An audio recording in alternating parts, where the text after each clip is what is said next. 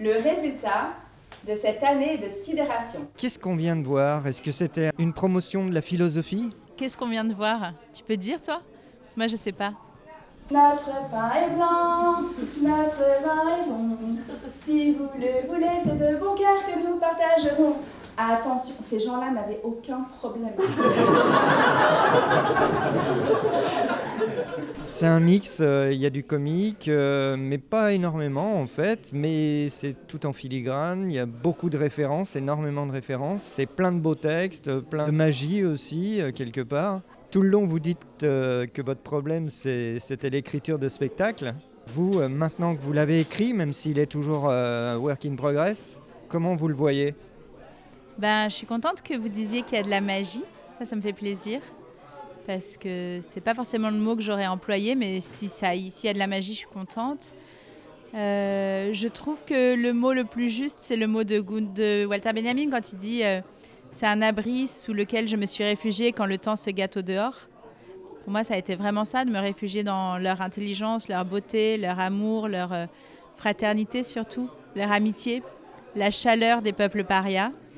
C'est vraiment ça que j'ai trouvé.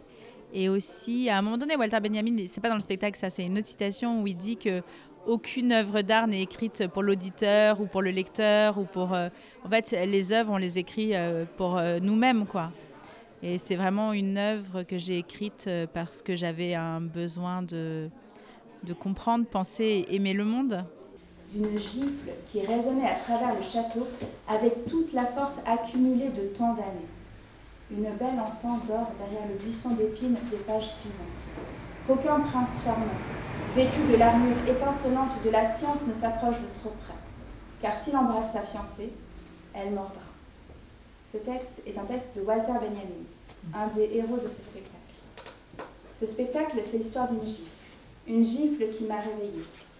C'est Gaza, c'est le 7 octobre, c'est la mort de Naël, c'est le réchauffement climatique, c'est l'extinction de masse. C'est une recette pour pas déprimer. Comment vous l'avez choisi ce titre en fait? Comment traverser les sombres temps? C'est un titre qui à la fois évoque Brecht, puisque ça vient du poème de Brecht, Ceux qui viendront après nous. Ça parle d'Anna aussi, puisque c'est le titre qu'elle a choisi pour Men in Dark Times. C'est aussi notre époque, avec le camouflage de la réalité et le fait que les gens disent tout va bien, il se passe rien. Et ce truc-là qu'elle a vraiment vu, elle, de dire en fait il se passe quelque chose et il faut le dire. L'avocate qu'on m'avait donnée, je l'avais admirée quelques jours auparavant dans un procès de militants écologistes pour terrorisme, tirés de leur lit à 6h du matin par des gens armés et cagoulés.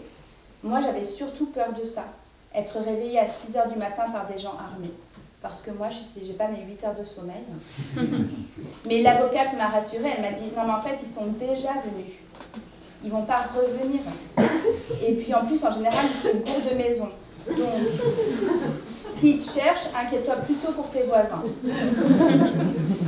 Et quand même, dans un coin de ma tête, il y avait une partie un peu débile qui se disait aussi « Si ça se trouve, c'est une surprise super bien organisée pour mon anniversaire. » À la fin de l'audition, il ne m'a pas mis en cellule et il m'a laissé mon livre. Il écoutait de la musique et moi, je lisais le livre de Walter Benjamin sur Bertolt Brecht. Et vraiment, je vous le conseille, c'est un très bon livre de garde à vue. Je réfléchissais au spectacle, j'ai entouré une phrase dans laquelle Walter Benjamin dit, en parlant de Kafka, « Les circonstances de cet échec sont diverses. On pourrait dire, dès lors que l'insuccès final était assuré, tout marchait pour lui chemin faisant comme en rêve. » Je me suis dit, mais ça, c'est vraiment la définition exacte de mes spectacles. Et puis, je me suis arrêtée longtemps sur le poème de Brecht dont je vous ai déjà parlé, la naissance de la légende du Tao Te Ching par le sage Lao Tse sur le chemin de l'émigration. Ce texte, je ne le comprenais pas. Lao Tse, le sage, se promène et un douanier lui dit « Halte là. Vous êtes qui? Un sage. Et c'est quoi votre sagesse? L'eau qui doucement effleure la pierre énorme en vient à bout, tu vois. Ce qui est dur a le dessous. Qu'en est-il de cette eau, vieil homme? Ça t'intéresse?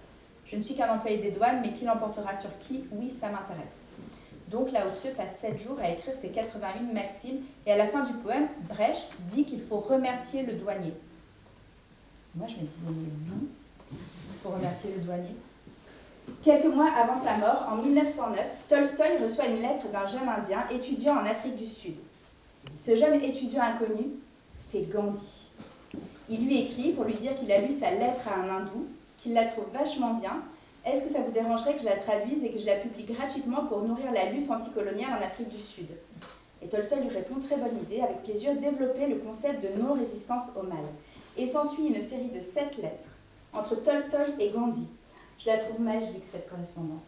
Je pourrais faire tout un spectacle là-dessus, mais j'aurais pas les subventions. Les missiles les rattrapent même dans leur tente et leur centre d'accueil. Et quand ils voient que le monde officiel trahit l'humanité, ils assèchent leurs larmes avec des larmes. Une question innocente. Qu'est-ce que ces enfants de Gaza vont manger aujourd'hui? Légumes introuvables ou les bombes sont en abondance?